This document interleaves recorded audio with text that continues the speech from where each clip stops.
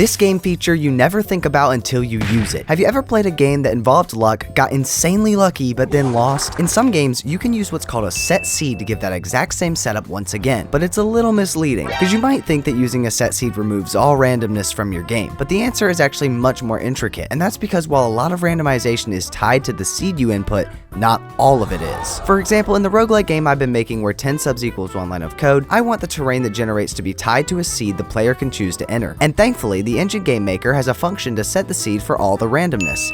But wait, that's not setting the seed just for my terrain generation. That sets the seed for everything random in the game. And that's a problem because computers only use a set seed for the start of generations. Everything from which items spawn, what random color a particle is, and even whether this enemy walks to the left or the right, all of that affects the seed. What I actually need is to set a seed that only updates when terrain is generated. And as far as I'm aware, there isn't a way to make the randomizer only use the set seed for my terrain. So what do? Well, I have to make my own custom randomizer, of course. 5 of them, actually. 1 for terrain going to the right, 1 for terrain going to the left, 1 for item drops, and a few more. Thanks to my custom generators, I can now use the default GameMaker randomizer for things like enemy AI, particle colors, and more, things that don't need to be the same with a seed, while letting the player input a seed that allows them to play with set terrain and item drops. So next time you enter a seed into a game, give some credit to